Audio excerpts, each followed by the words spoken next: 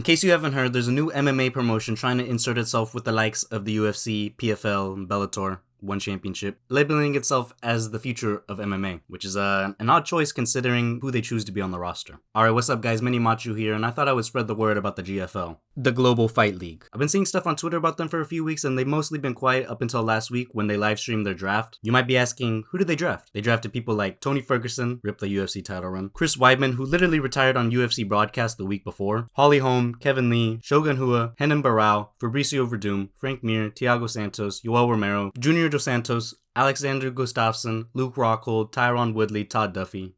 Do you see the trend here? So the draft itself is a weird concept. There are 6 teams coached and managed by different fighters or coaches. The best probably being Team Dubai, coached by Javier Mendez and managed by Cain Velasquez, who just so happen to get all the names ending in Av or Ev. There's also Team New York, Team Miami, Team Los Angeles, Team Sao Paulo, and Team London. People question whether there was even an actual draft because all the European fighters got chosen for Team London, US-based South Americans for Team Miami. Team Sao Paulo is nearly all Brazilian. It makes sense to accommodate fighters based on their location, but it seems like some teams got the short end of the stick, such as Team Los Angeles getting Frank Mir and Andrei Arlovsky. Mir and Arlovsky became UFC champions of the heavyweight division in 2004 and 5. They could have just announced the teams instead of faking picks. I don't think it would have made much of a difference. Still, I think Frank Mir might beat someone like Rebellis to Spain though. That's a pretty big might. But you might be asking yourself, how are their teams in a 1v1 sport? Because the GFL said so, bro. So the teams are built like this. 2 people from each division, from men's bantamweight to heavyweight, and women's atomweight, strawweight, and bantamweight. So 7 men's and 3 women's divisions, right? And these teams are competing for points.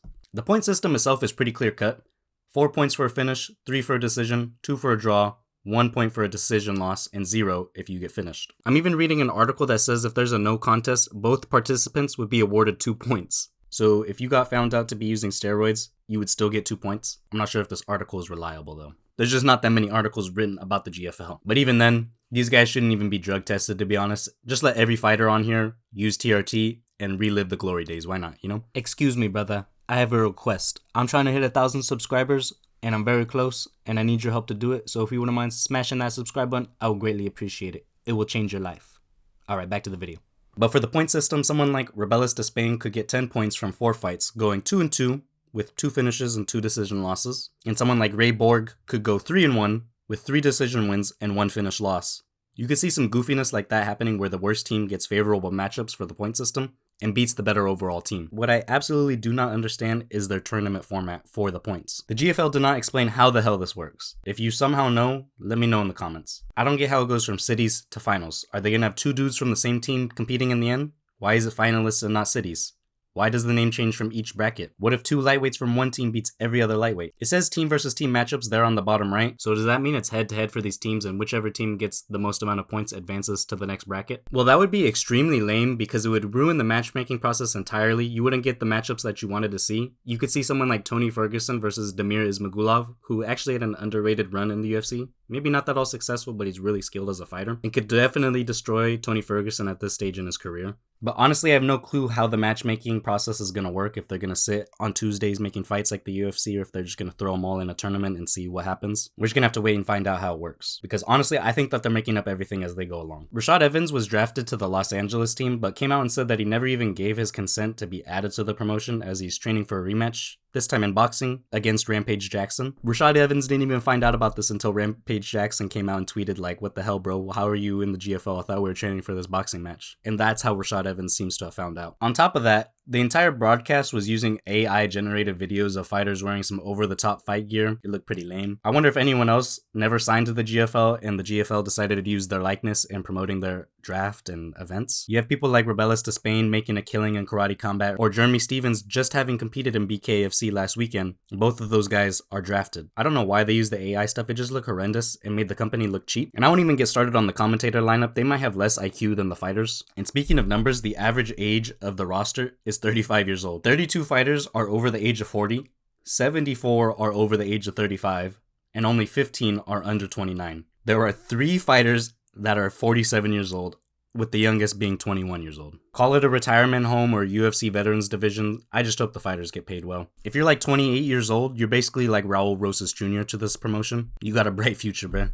That's crazy when you got 38-year-old prospects. But with the format being the way it is, I'm unsure if the matchups that I want will even come to fruition. Some of the fights that I think would be cool would be Dylan Danis versus Yoel Romero, Danis versus Gustafsson. Nah, I'm just kidding. Kinda. I really would have wanted to see Yoel Romero versus Robelis de Spain, but they're on the same damn team, so I don't think it's gonna happen. They even have Yoel listed as a middleweight, and I'm like 95% certain that he can't make that 186 limit anymore. You could do like Dylan Danis versus Tyron Woodley, Luke Rockhold versus Douglas Lima, Musasi versus Romero, Faber versus Barao 3. I would have wanted to see Tony Ferguson versus Benson Henderson. Maybe like 4 years ago, it would have been competitive even though Tony was on the decline, but now it's just too late. Benson Henderson hasn't even aged that badly, like most fighters do. I don't even want to see Tony fight anymore. I just want to see this man retire. I wouldn't want to see Tony compete in anything but grappling matches. He needs to hang up the gloves. Let me know what matchups you think would be exciting though. The GFL season starts in April of this year, so they gotta start announcing their fights, events, and venues in the coming weeks. It's pretty close. Nowhere online does it even say where to watch these fights, but people speculate that it could be on their own app. The GFL is definitely one of the promotions of all time. It could be a great opportunity for the older generation of fighters who might have never gotten that big paycheck to get it here. Or the promotion could go bankrupt and never pay the fighters, and the fighters just get robbed again. All of your favorite legends